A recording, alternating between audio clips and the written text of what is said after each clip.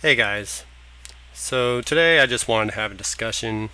I don't have any notes, I don't have any, you know, uh, any kind of folders or anything to look at. I just wanted to I'm just going to speak to the top of my head.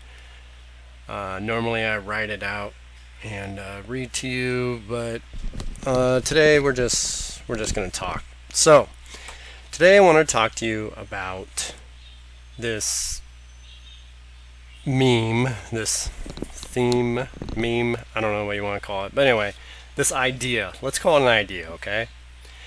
So this idea that's going around, it's a very toxic idea that of NPCs. Now, NPCs is it's a video game term. It's a non-playable character. So when you're playing a video game, mostly an RPG, you're going through the world and you go up to this highlighted character, and when you click on it, it talks to you. It gives you a quest, it tells you to go do something, it tells you information. That's an NPC because it doesn't actually play along. So you can't actually play with that character. So that's the NPC. Much like, you go into a shop and you order, you buy weapons from a vendor. That's an NPC. That's in video game terminology. So there's this idea that in life, the people that we interact with are NPCs. And that there's people that are just never going to have any form of spiritual thinking. They're never going to have, they're never going to wake up, no matter how hard you try. That they're just never going to wake up, period. So there's no point in trying. And I want to say that is a very toxic way of thinking. It's almost dehumanizing people, and it's toxic. It's very divisive. It creates division, separation. Remember, the illusion is separation, that we're all separated. That's the illusion. So when you see someone, you're like, "Oh, it's an NPC. I'm not even gonna deal with them." That is separation. When one is on their spiritual path, in other words, maturing. When you mature, that's what growing spiritually is. It's maturing. Even though someone's body gets old, doesn't mean they're spiritually mature. It doesn't even mean that they are, mature enough to hold an intelligent conversation. Even though they're old, they're not wise. There are many that are old, but they're not wise. And that's because of the choices they made in life and so on and so forth. It's all our process. And we must understand that everybody, whether they know it or not, whether they have chosen to or not, are going through a spiritual process. And when one feels like they've obtained a quote unquote leveled up, like they are in a higher spiritual place in this process, then when they have a conversation with someone that's not at that high of a level, and they're still at the very early stages of the spiritual process, then they may seem like someone who's not interested and is not worth talking to. And that's a trap. There are always seeds that can be planted. Think about this. Think about when you were a teenager or a young adult. Think about when you were ignorant. And if someone was to say, you know what, I'm not going to say anything because they're not going to listen anyway. And they never planted that seed. Your spiritual process may have taken longer.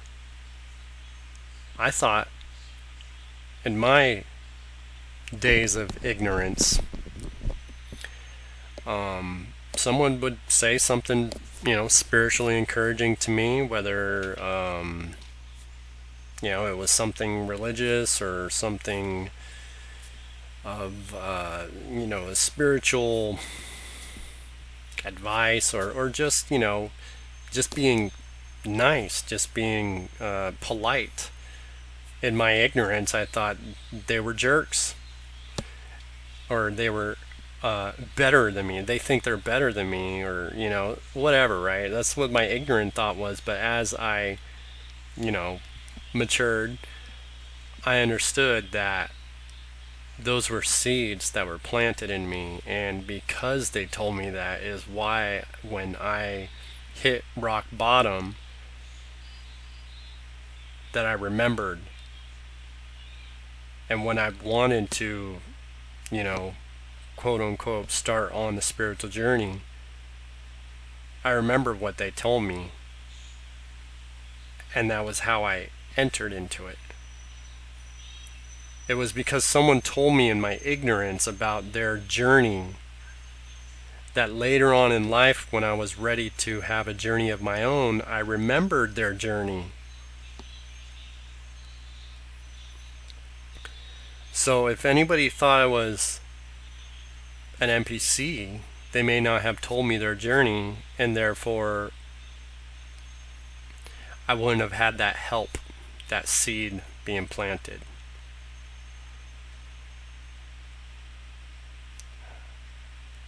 A lot of this thoughts, the NPC thoughts, comes from the thought that we're all living in a physical matrix. That is a very toxic thought, okay? The movie The Matrix was a very cool movie. It had a lot of philosophy, and it made people think outside of the box. That's wonderful, okay? Made people question their reality. That's wonderful. But when someone takes it too literal, then that's when it becomes toxic.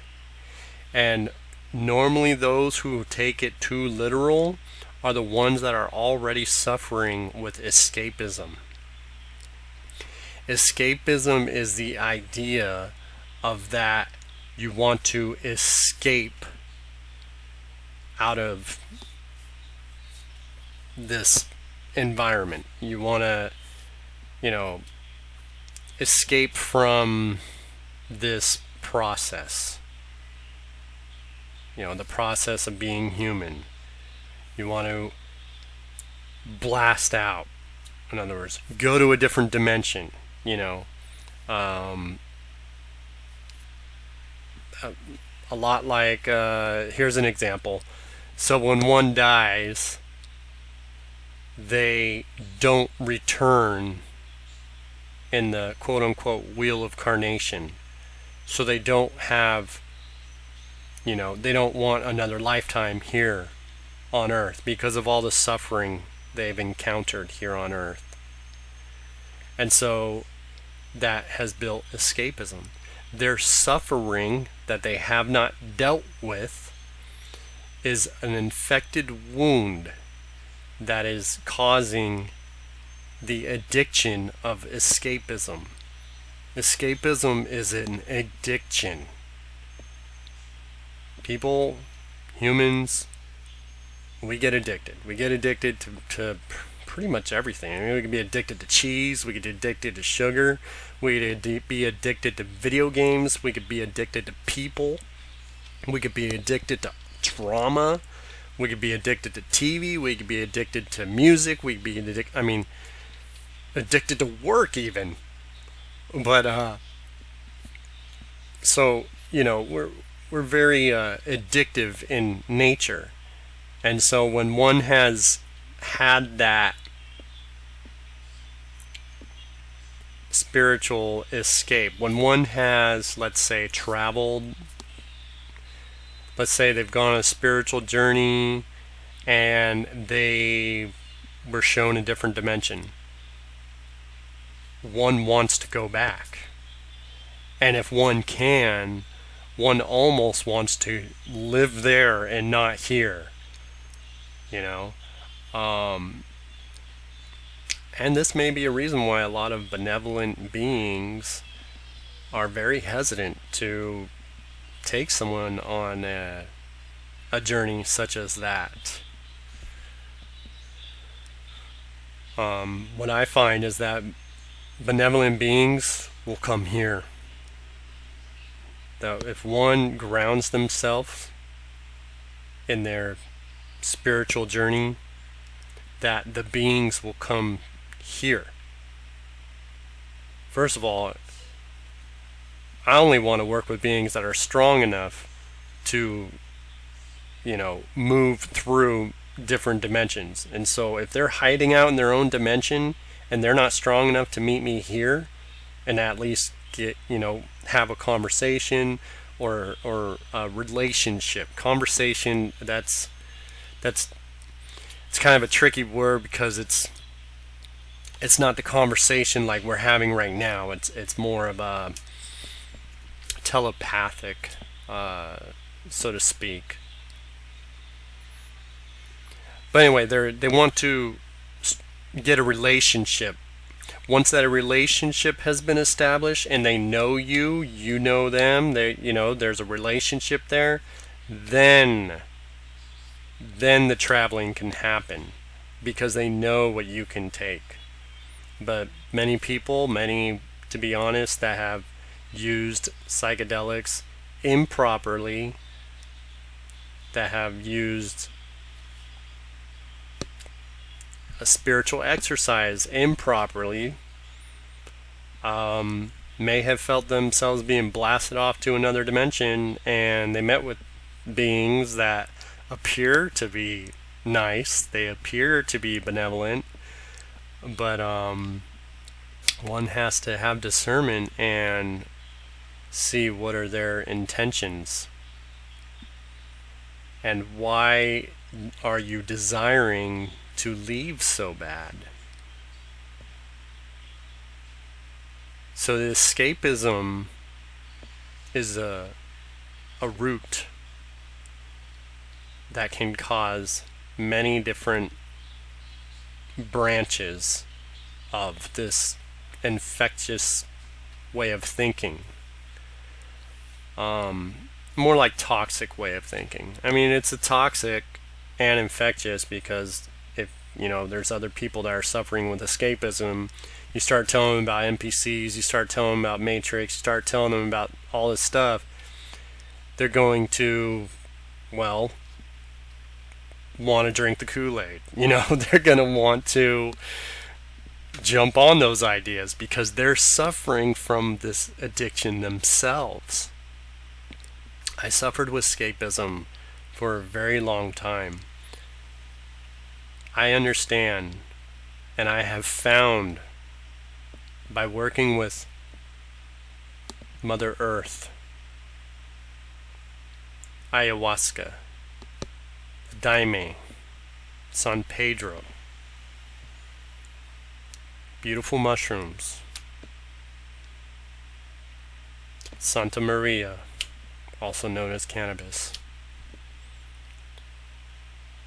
They help me ground. They help me to be here, to be aware.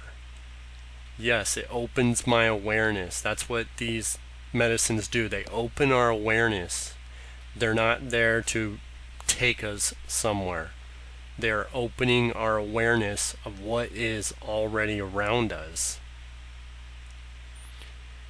And I feel that it's important that we respect that, because if we respect that, they will also in return respect us. And that's where the real learning happens. So I just want to encourage you that no matter what medicine or form of meditation or magic you may be practicing, just be aware that there is the toxic escapism that is lurking around the corner. Ask yourself, why are you partaking? Are you partaking to escape, or are you partaking to learn? To spiritually evolve. Self-development. That's what they are there for. They are not there to give you a thrill ride. They're not there to help you escape. If anything, one thing I've noticed is that those who believe in the Matrix, believe in NPCs, all this stuff, their relationships are suffering. And that's because they're finding themselves not really caring enough to work on their relationships. And so that is one good way that you can maybe see, that you can wake up to see that you may be in this trap, is because you'll start to see your relationships going away. And I'm not talking about the relationships with people that you didn't really necessarily connect with in the first place, but relationships with people that you actually care about.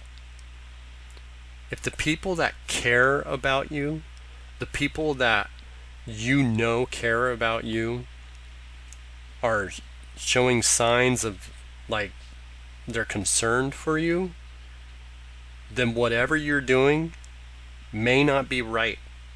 You may not be doing it correctly. This is why I do not believe in the idea of be your own shaman and brew your own medicine. I do not believe that at all, 100%. If I would have done that, I would have been in a very, very, very rough place. I'm so glad that I worked with shaman. I worked with shaman that taught me how to brew the medicine. They taught me how to sing the Ikaros. They taught me how to heal. Just like any process of learning, one needs a teacher. One does not teach themselves. I find that they're like hedge witches. Hedge witches, they think they know this magic and they think they know this power, and when they confront an actual wizard, when they confront an actual practitioner, someone that's actually of an order, they're blown away. They understand they have no power. I digress. Sorry. I ramble a little bit. Love is the power. The only power one needs to seek is love. What I mean is that if one is interested in shamanism, one needs to go find a shamanic community and work with them. Because when one does this stuff alone, that's when the escapism kicks in. That's when these interdimensional demonic beings arrive. And at first they seem very beautiful, very friendly, but where's the development? When one is on a spiritual path that is healthy, the people around them are attracted to whatever's going on. Excuse me. Alright, I'm back. Where was I? Okay, yeah, relationships. So one will notice when they're in a healthy spiritual practice that their people, whether they like them or not, they'll find that they were drawn. They start seeing that they're being more loving, more caring, and because of that, people that you love and that you care about will want to be around you more. They will want to, feel that love, feel that energy, and they themselves, being in your light, will awaken. They will want, they will just, they will thirst for this awakening. I mean, you would be so surprised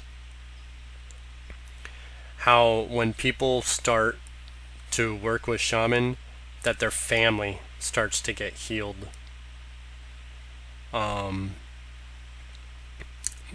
They may not necessarily work with the shaman, but they start to go on to this path of caring more for the earth, being polite, sitting down to eat, sitting down to, gather, gardening. They start being more service to others rather than service to self, whether they consciously know this or not. That's how one knows when they're on the correct spiritual path, is they'll see that people around them are also, growing spiritually. And they'll also see that those who are not, in the same spiritual resonation, so like, for example, friends that still quote unquote party, or friends that, have these toxic relationships or toxic ways of thinking, friends that are, really involved in TV drama and stuff like that, those you'll find will just kind of fade. They just kind of fade out. It's like your light will either make those who truly care about you grow, and then those who really didn't care about you in the first place just kind of fade out. It's very interesting. None of them are NPCs. That is such a toxic way of thinking. Nobody is an NPC. That's kind of like, and when I was a fundamental Christian, I'd have people tell me, "Oh, don't worry about them. They're lost, or they're so far, down the hole that there's no point reaching out to them." And it's like, well, if they're lost, shouldn't we help them kind of find their way, And that's not necessarily preaching to them, but just being nice, It's like if you're driving by a homeless man or woman or whatever, you see homeless on the street and you see, they're lost. They may not even be mentally healthy, but they still need to eat. Just simply having the kind gesture of giving them a food, a granola bar, something like that, and a simple smile is planting a seed. It's helping in their spiritual awakening. Being kind to a jerk, or a boss who's a jerk or whatever, it's planting a seed. He has all this nervous energy that's all built up, and it just needs to get released, and he releases it everywhere, and he's kind of shooting this negative energy out. And if negative energy is then repelled back, it becomes this back and forth of negative energy, where once you repel it with kind energy, that negative energy, it has nowhere to bounce. It doesn't bounce, it just dissipates. It's almost like you transmuted it.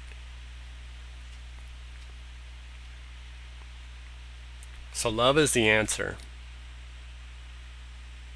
So when you see someone that you think is an NPC, just be kind. No need to preach. No need to, even tell them about your spiritual journeys or anything spiritually about you, unless they ask. Because if someone asks, then I believe that when somebody asks, that's their higher self asking. For some reason, they need to hear your story. If they directly ask you, I believe that is like a divine intervention, like the universe saying, pause and tell this person your story. But unless you get that, unless someone wants to sit down and integrate with you, keep your story, your journey, and tell them through your actions rather than your words. Nobody's an NPC. Some are just in the ignorance, the darkness of ignorance. That's what light and darkness is. The light of knowledge, the gnosis, the light of knowing, and the darkness of ignorance. So just remember, they are all souls. Every human has a soul. They're not NPCs. Thank you for listening. I encourage to have intelligent conversations. Please leave a comment, and I will try to comment as much as I can with you. I would be, I'm willing to work with you if you're, polite and your comments are, polite, and I could tell that you want to, you have the right, you're resonating on the right current. I don't know how to say it, but as long as you're polite, I'll respond, and we can work together.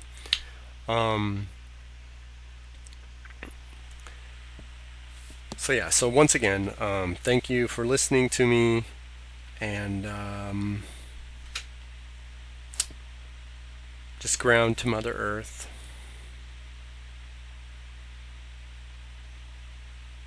Namaste. Aho.